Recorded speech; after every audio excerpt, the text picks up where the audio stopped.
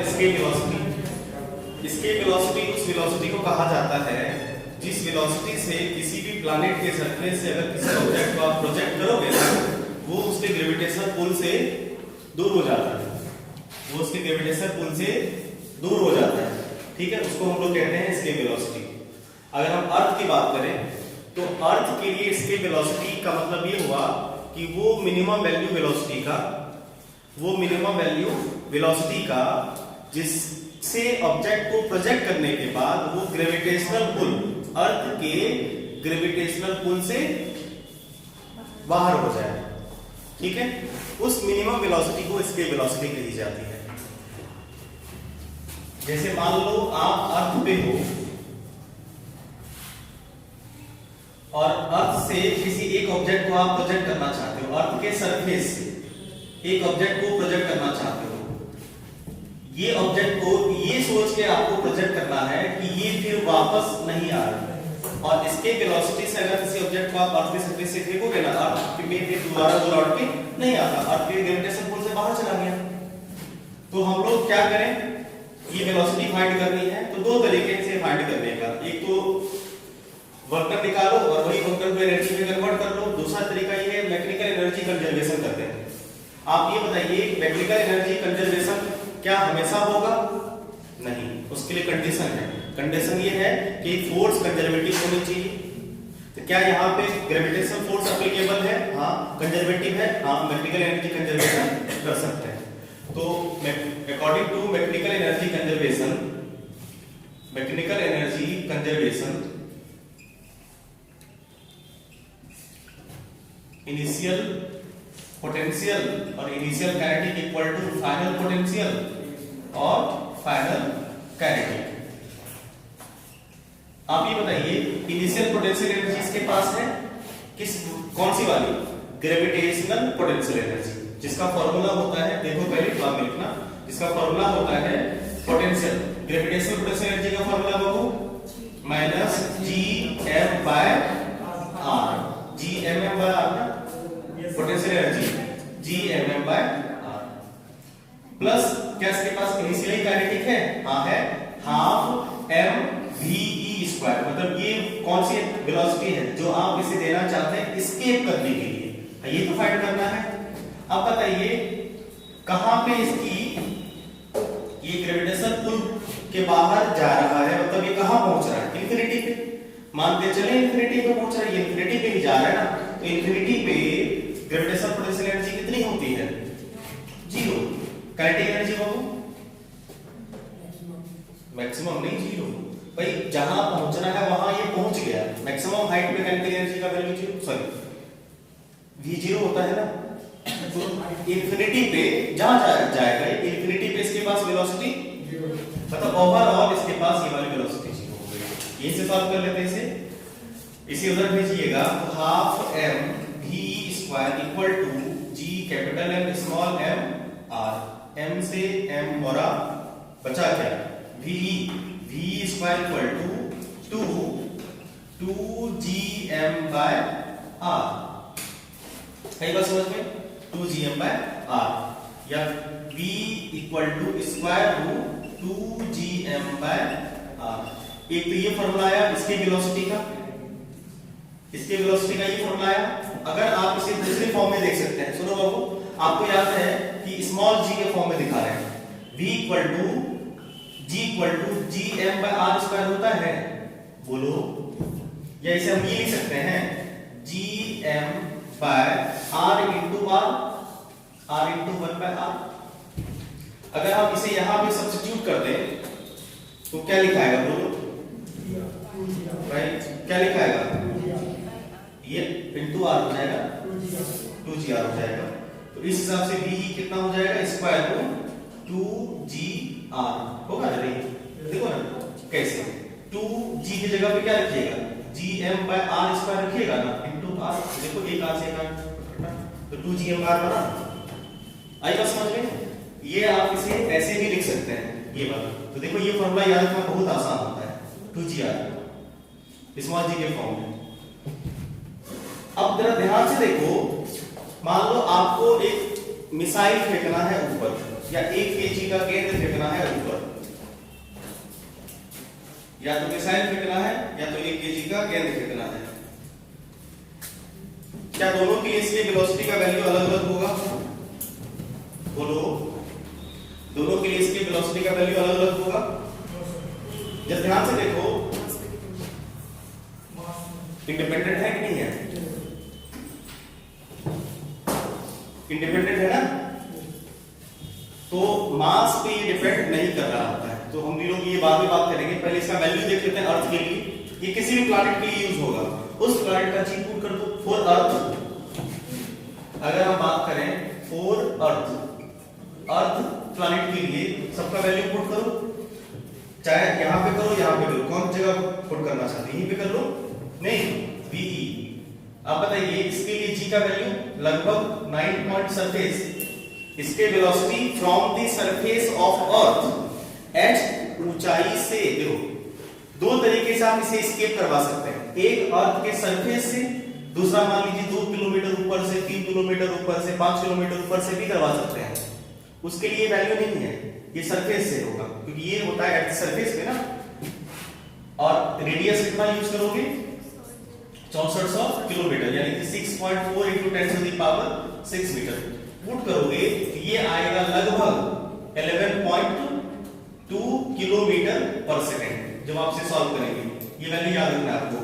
अर्थ के लिए इसके वेलोसिटी का वैल्यू कितना होता है? 11.2 किलोमीटर पर सेकंड। इसका ये मतलब हुआ कि अगर किसी ऑब्जेक्ट को आप इस स्पीड से फेंकें ताकि वो 1 सेकंड में लगभग 11.2 किलोमीटर का डिस्टेंस ट्रेवल करता है, इस स्पीड से कोई आदमी अगर चलेगा ना, वापस अर्थ पे वो वापस लौट के नहीं आएगा, अर्थ की ग्रेविटी से बाहर हो जाएगा। इतना तो नोट करो, आगे बात करते हैं। ये तो ये हो गया। अगर आप चाहते हैं कि अर्थ, ये तो अर्थ के सरफेस है ना, ये क्या है?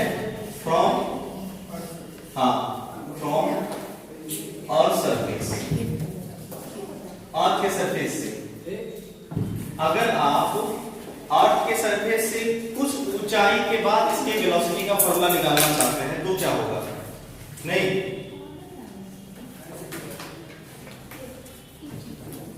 VE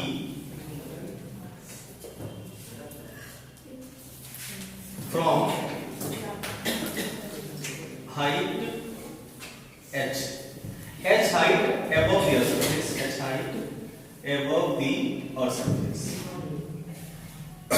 earth surface। तो इसका वैल्यू क्या होगा? मतलब ये हुआ, क्या होगा? मतलब ये हुआ, ये अर्थ रहा और हम लोग चाहते हैं कि अर्थ के सरफेस से, मान लो यहां पे हमने अपना स्टेशन बनाया है, 2 किलोमीटर 3 किलोमीटर ऊपर हमने अपना स्टेशन बनाया है, नहीं बनाया, और यहां से क्या हुआ? क्या हुआ? नेगेटिव 2-3 कुछ होगा। और ये मान लो यहां से अब आप इसको प्रोजेक्ट करना चाहते हैं तो नहीं होगा, तो इसके वेलोसिटी का फॉर्मूला बन जाएगा 2gm r plus h, ये हो जाएगा।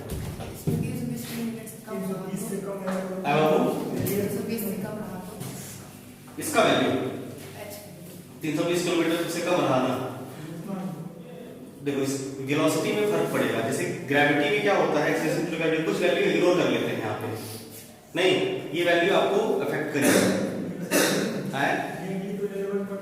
देखो अर्थ के सरफेस, सुनो, अर्थ के सरफेस से फेंकना है 11.2 किलोमीटर पर सेकंड से दोगे, उससे ज्यादा दोगे तब भी कोई दिक्कत नहीं।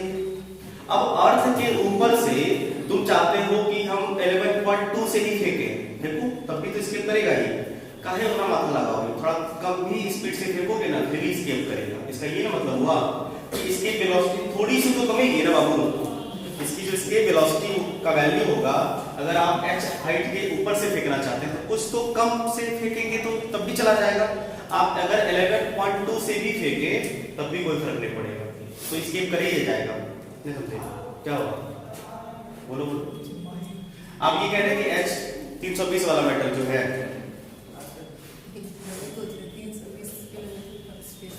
हाँ उसकी नहीं, उससे बीच 320 किलोमीटर ऊपर स्टेशन कैसे बनेगा? बन सकता है वहां पे मान लो जियो स्टेशनरी सैटेलाइट होता है ना, जियो स्टेशनरी सैटेलाइट में मान लो हम लोग वहां से प्रोजेक्ट कर रहे हैं, अभी पढ़ेंगे। एक सैटेलाइट बनाते हैं जो अर्थ के ऑर्बिट में घूमता है चारों ओर, तो जियो स्टेशन मान लो हमने वहां पे स्टेशन बनाया अपना और वहां से प्रोजेक्ट कर रहे हैं। नहीं गेम को छक्का, ये वैल्यू इस तरह से कैलकुलेट होगा, जैसा भी होगा डिपेंड करेगा नहीं करेगा वो तो ये दिख रहा है। चलो इसको छाप लिया, छापो। तो अगर फॉर्मूला आप देखो इसके वेलोसिटी का, अगर आप इसके वेलोसिटी का फॉर्मूला देखो, ये आ रहा है कितना 2gm/r। क्या देखो यहाँ पे किसी भी बॉडी का कोई मास इन्वॉल्व है? नहीं। मतलब ये हुआ कि इसके वेलोसिटी किस पे डिपेंड करेगा, पहले ये बताओ। उस प्लैनेट के मास पे और उस प्लैनेट का रेडियस? नहीं, VE डिपेंड्स ऑन पहला mass and radius of planet, और दूसरा एक फॉर्मूला और था इसका, कहां से आप फेंक रहे हैं इस बात पे भी डिपेंड करेगा ना। तो VE इस बात पे भी डिपेंड करता है कि आप अर्थ के या प्लैनेट के सरफेस से किस हाइट के ऊपर से फेंक रहे हैं, मतलब height above the planet surface. इस बात पे भी डिपेंड करेगा position from where the particle is projected, कहां से पार्टिकल को प्रोजेक्ट किया जा रहा है, इस बात पे भी इसकी वेलोसिटी डिपेंड करेगी। किस बात पे डिपेंड नहीं कर रही है? VE does not depends on पहला mass of the body, mass of the body which is projected,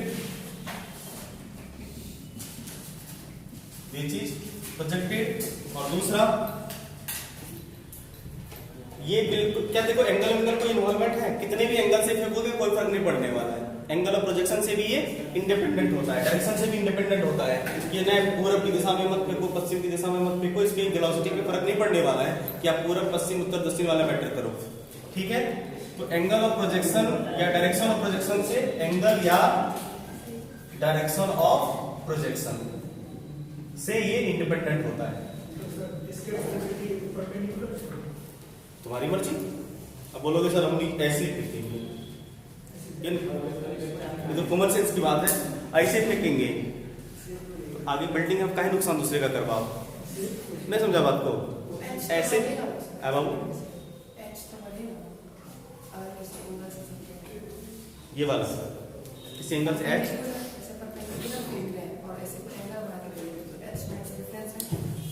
अर्थ कैसा है पता है ना, ये सब बच्चा वाला बात पूछते हो, ऐसे जाएंगे ऐसे जाएंगे, गिर जाएंगे, लटक जाएंगे, है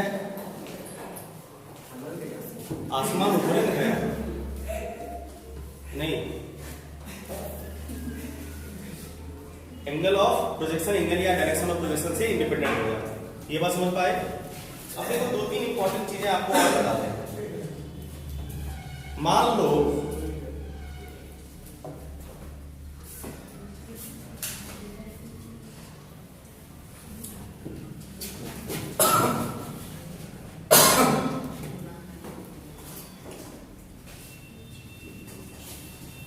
कुछ इंपॉर्टेंट बातें, जैसे मान लीजिए यहाँ पे एटमॉस्फेयर है हमारे पास, अर्थ पे एटमॉस्फेयर है और मून पे नहीं है, कहाँ है?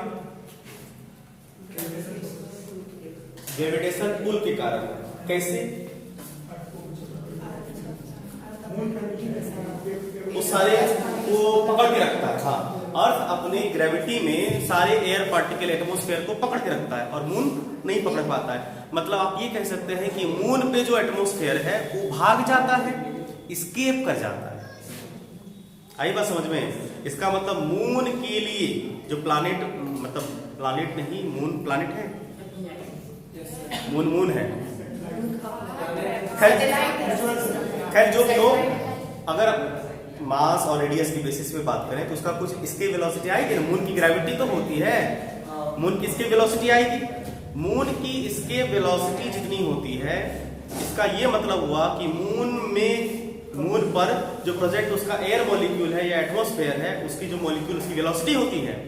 आपको पता है ना कि यहाँ पे जो मोशन एटमॉस्फेयर हो रहा होता है, एयर मॉलिक्यूल्स होते हैं, रूम टेम्परेचर पे उसका वेलोसिटी होता है कितना? नहीं पढ़ा है रे, नहीं पढ़ा है? कैसे हो सकता? 11th में रूट VRMS वगैरह नहीं पढ़ा है? नहीं पढ़ा है तो स्टार्टिंग में ही हमको लगता है। अच्छा KTG वगैरह नहीं पढ़ा अभी तक 12th में, सॉरी 11th में? फिजिक्स में नहीं, केमिस्ट्री में काइनेटिक थ्योरी ऑफ गैसेस नहीं पढ़ा अभी तक? गैसेस स्टेट नहीं पढ़ा है? पढ़ाएंगे ना, पढ़ लेना, नहीं तो हम तो वैसे KTG पढ़ाएंगे ही।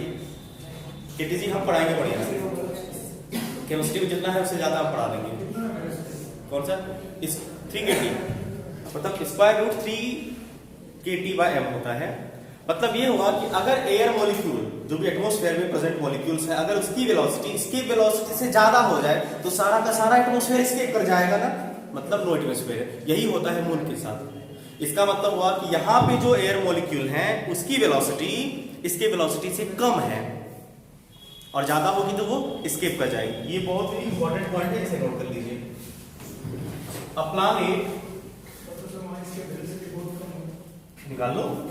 A planet will have atmosphere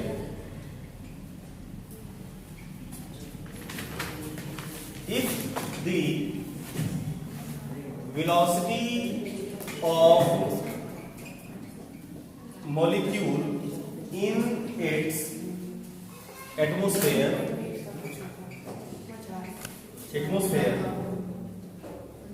और ये होता है जिसको हम लोग कहते हैं गैस मॉलिक्यूल का रूम टेम्परेचर पे जो वेलोसिटी होती है उसको VRMS कहते हैं। Velocity root mean square root velocity कहते हैं इसको, ठीक है? इसको VRMS कहा जाता है। ये वैल्यू याद रखिए, बाद में इसका डेरिवेशन बताएंगे हम आपको जब KTG पढ़ाएंगे। 3RT/m ये एब्सोल्यूट टेम्परेचर है, T R कांस्टेंट है, ठीक है? हाँ R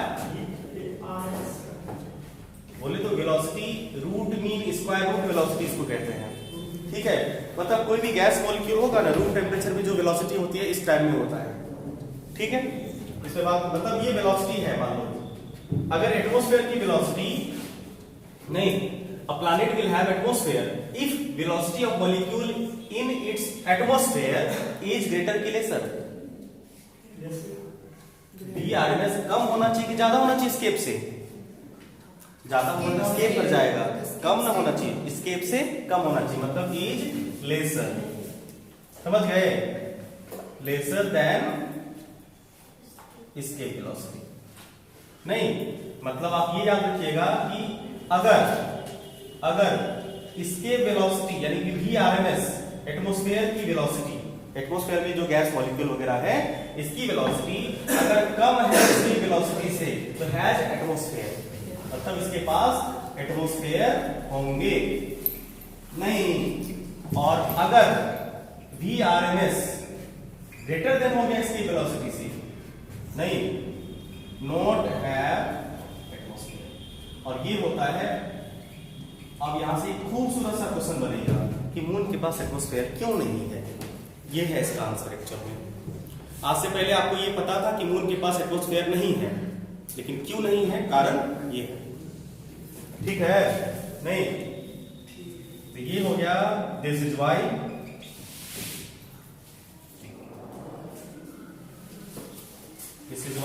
अर्थ हैज एटमॉस्फेयर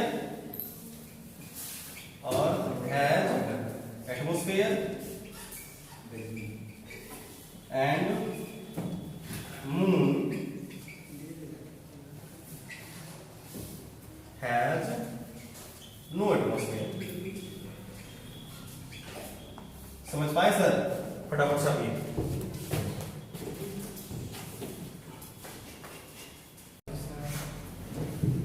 अगर मान लो ऐसा हो कि इफ वेलोसिटी प्लैनेट का उतना तुम किसी कारणवश नहीं दे पाया, मतलब पूरा इस ए वेलोसिटी के बराबर आपने वेलोसिटी नहीं दिया। अब बोलोगे सर 2 किलोमीटर पर सेकंड की स्पीड से या 10 मीटर पर सेकंड की स्पीड से, ये भी कम नहीं, कम मतलब समझता है बहुत कम नहीं, मतलब इतना कि इसके रिस्पेक्ट में नेग्लेक्ट ना कर सके, कम। जैसे 11.2 है, आप 10 दे दी, 9 किलोमीटर पर सेकंड दे दी, इसको कम कहते हैं।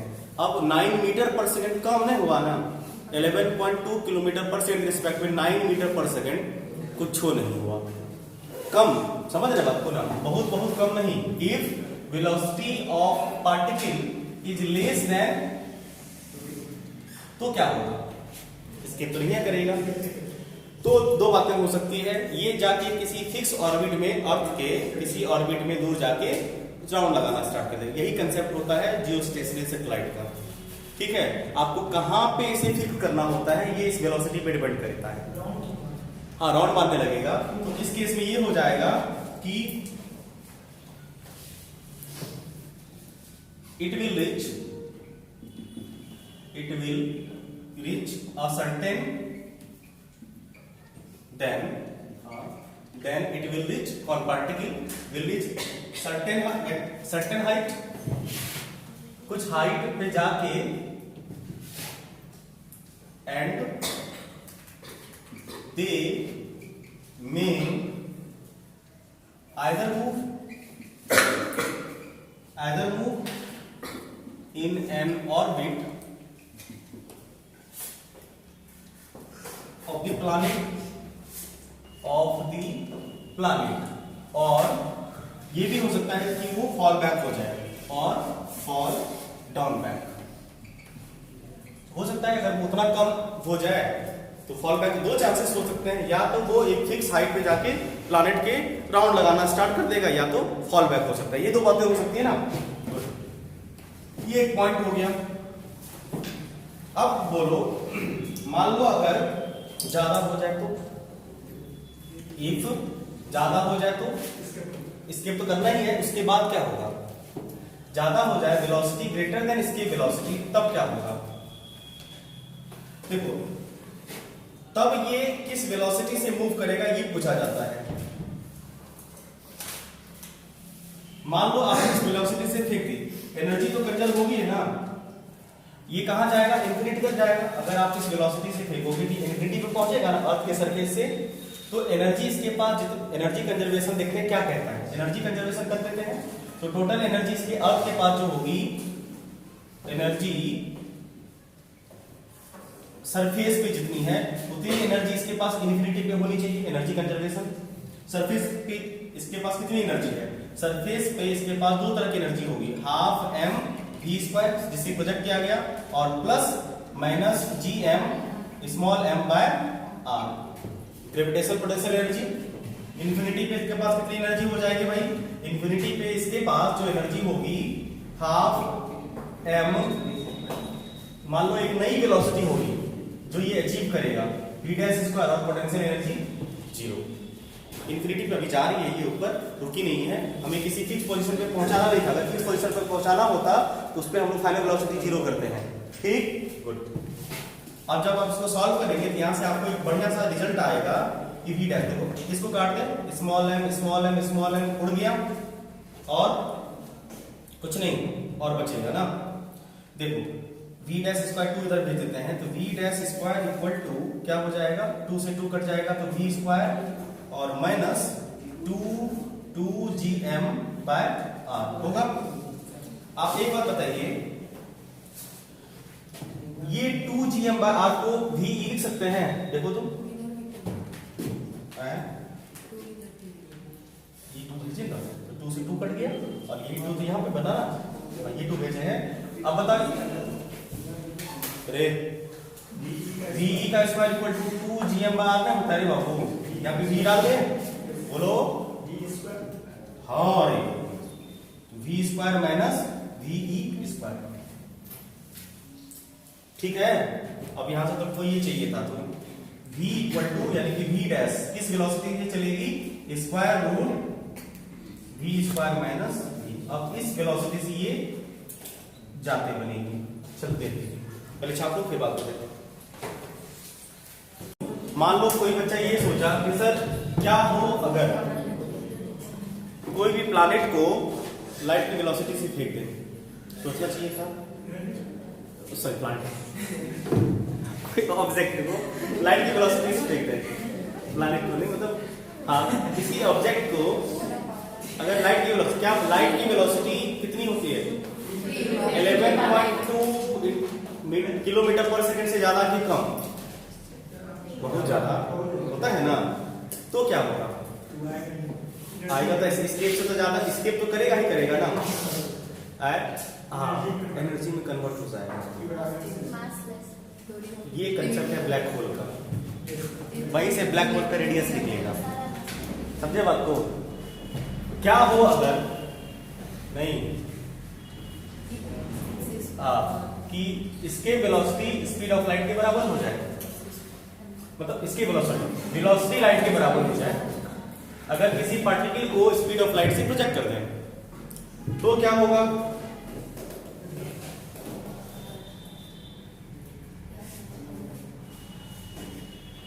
Then from such body nothing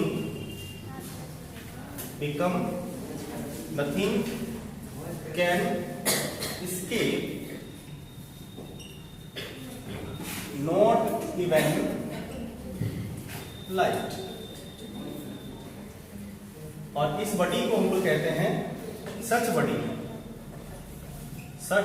such bodies are called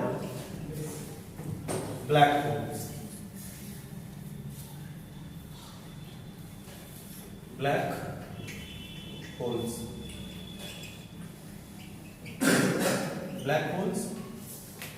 और यहां से इसका रेडियस अगर आप चाहो तो कैलकुलेट कर सकते हो, the radius of black holes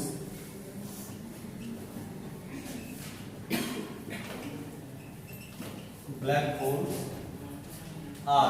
कैसे निकालोगे बाबू, देखो ना फॉर्मूला तो ये चलेगा ना, कौन सा, C इक्वल टू मतलब V इक्वल टू 2gm/r, तुम्हें r फाइंड करना है, स्क्वायर रूट कर दो तो r इक्वल टू हो जाएगा कितना, 2gm/c²। ये है radius of black hole. m क्या है, इस बॉडी हाँ प्लैनेट का मास।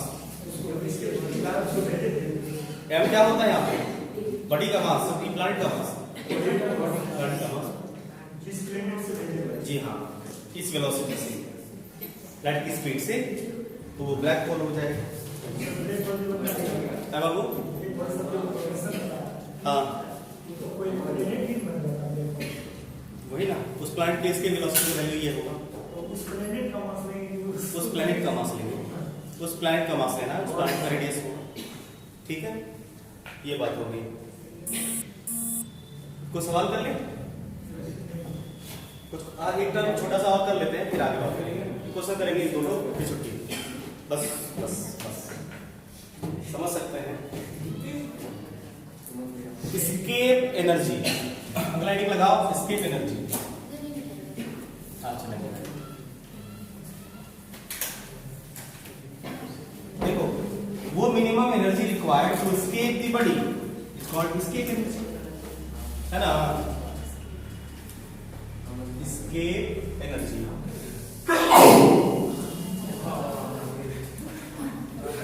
Minimum energy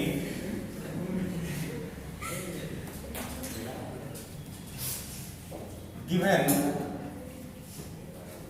to a particle in the form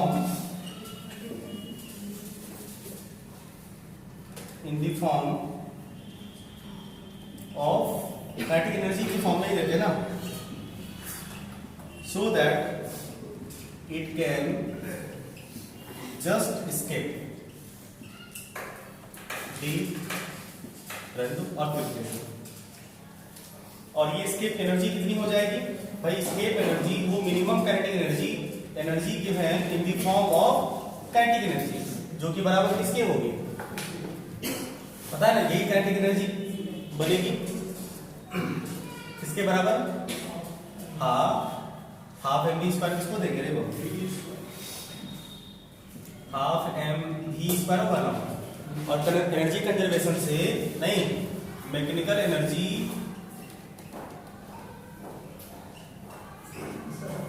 conservation से क्या बाबू, फिर से बोलो। हाँ होता है ना, अरे उतना ही होता है ना बराबर पकड़ो,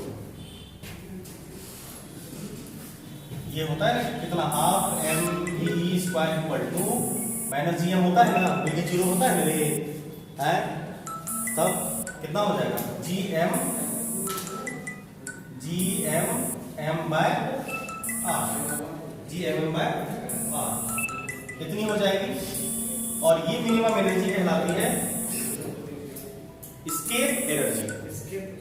एस्केप एनर्जी का मतलब क्या हुआ, एस्केप एनर्जी का मतलब हुआ कि वो मिनिमम एनर्जी उस बॉडी को देंगे ताकि वो एस्केप कर जाए। और वो कितनी होगी, वो किस फॉर्म में देते हैं वो energy, half M V square के फॉर्म में ही देते हैं ना, जीरो नहीं देंगे कुछ एनर्जी, कहां पे जीरो है, एस्केप करने के बाद ना पकला। अर्थ के सरफेस पर कितनी एनर्जी लो, अर्थ के सरफेस की energy half M V square plus minus G M by ये ना इक्वल टू, ये नहीं बोल रहे हो, हम भी वही लिखे थे कुछ लिखे तो वही ना है, वही minimum kinetic energy escape energy कहलाएगी। इनके बात है ना, नहीं समझा?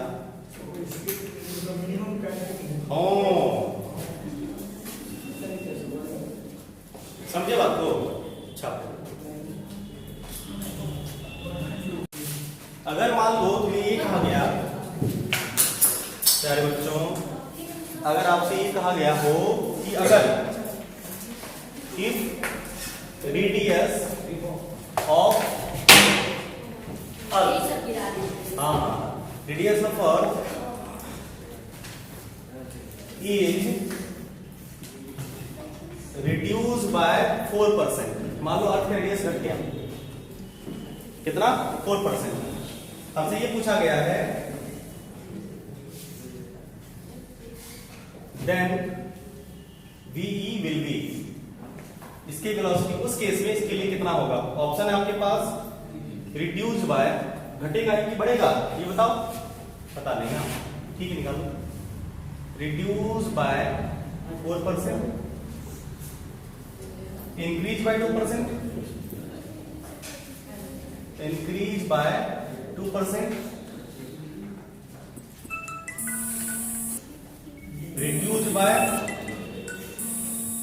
reduce by 2%, increase by 2%, increase by 4%, increase by 4%, बताइए इनमें से कौन सा आंसर होगा, increase by 4%, डायरेक्टली प्रोपोर्शनल, हाँ ऐसे करो, रुक जाओ, एक बात बताओ, सुनो, इसका सॉल्यूशन देखो, ऐसे ही कंसेप्ट में लिखाने को मन था लेकिन सवाल करा दिए। देखो इसके वेलोसिटी का फॉर्मूला बाबू स्क्वायर रूट 2gr है ना, 2gr। आप हमें ये बताइए, अच्छा 2gr नहीं लिखते हैं, m वाला लिखते हैं, डेंसिटी डालना है ना। देखो डेंसिटी सेम है, अगर कुछ नहीं कहा गया तो डेंसिटी, हाँ डेंसिटी सेम। बताइए अगर हम इसको लिखें, क्या था, स्क्वायर रूट 2gm/r था। बताओ मास को क्या लिख सकते हैं हम लोग, मास को वॉल्यूम इंटू वॉल्यूम में ही चेंज आया ना रे, हाँ तो वॉल्यूम इंटू डेंसिटी, मास को वॉल्यूम इंटू डेंसिटी, वॉल्यूम कितना 4/3 पाई r क्यूब, ऐसा कुछ। आप एक बात और बताइए सर कि gm equal to r square होता है, g r स्क्वायर होता है रे, बताए थे ना क्या, g equal to gm/r square होता है ना, तो gm equal to gr square, बोलो कोई दिक्कत नहीं ना। अगर हम यहाँ पे g लिखना चाहें, स्मॉल g, इसको हमको क्या करना है, यहाँ पे सब्स्टिट्यूट करना है। तो सब्स्टिट्यूट करके ये रिजल्ट लिख सकते हैं डायरेक्ट लिख रहे, देखो कैलकुलेशन तुम लोग कर लेना। स्क्वायर रूट ओवर हरिओम 2 4/3 पाई रो, डेंसिटी मान लो रो है, रो ये लिखे हैं, ये फॉर्मूला हम लिख चुके हैं, अगर आपको याद होगा तो। ये फॉर्मूला जी में, जी को डेंसिटी के फॉर्म में एक्सप्रेस किए थे, याद है आपको? वो आप ये वैल्यू 2gr है ना, ग्रेविटेशन में हम आपको जी को डेंसिटी के फॉर्म में लिखे थे, वो डायरेक्टली आपने पुट कर दो, ऐसा कुछ आएगा। ये था जी को डेंसिटी के फॉर्म में था ये। जब आप उसको सॉल्व करिएगा तो ये वैल्यू आएगा। ये बहुत ही यूजफुल रिजल्ट है बाबू, याद रखिएगा प्लीज इसे। r ऑब्जेक्टिव में आ चुका है ये 8/3 पाई g रो, ये इसके वेलोसिटी का डेंसिटी के फॉर्म में। इसके वेलोसिटी का डेंसिटी, पहले समझो बात लिखना, समझो। अब अगर यहां से क्या सीख मिलती है, यहां से हमें ये सीख मिल रही है कि जो इसके वेलोसिटी है बाबू, नहीं किसके प्रोपोर्शनल हो रहा है, इसके velocity is proportional to r root rho, r root rho. नहीं, और सब तो कांस्टेंट है, तो अगर डेंसिटी कांस्टेंट है तो प्रोपोर्शनल टू r हुआ है। अगर डेंसिटी कांस्टेंट है तो प्रोपोर्शनल टू r हुआ। मतलब इफ डेंसिटी कांस्टेंट, अगर ये कांस्टेंट कह रखा है, यहाँ पे सेम कह रखा है, तो VE प्रोपोर्शनल टू r। अगर r is fall bye 4%, therefore इसके velocity also be decreases bye 4%। कहाँ है ये सब, टेंशन कर लोगे, कहाँ गया 4% वाला, समझा? पक्का? बहुत सुंदर, छापिए।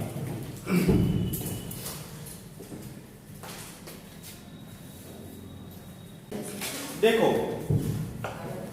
अगर मान लो कोई ऑब्जेक्ट है,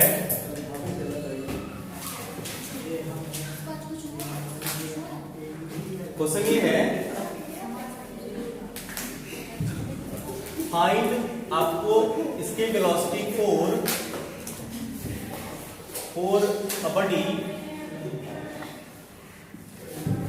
find the 4/d projected from h equal to 4r। देखो आप सवाल, h इक्वल टू 4r के बाद तुम प्रोजेक्ट करना चाहते हो, उसके लिए v का वैल्यू कुछ ना कुछ होगा ना। फाइंड करिए, आपके पास हम ऑप्शन देते हैं, mgr 2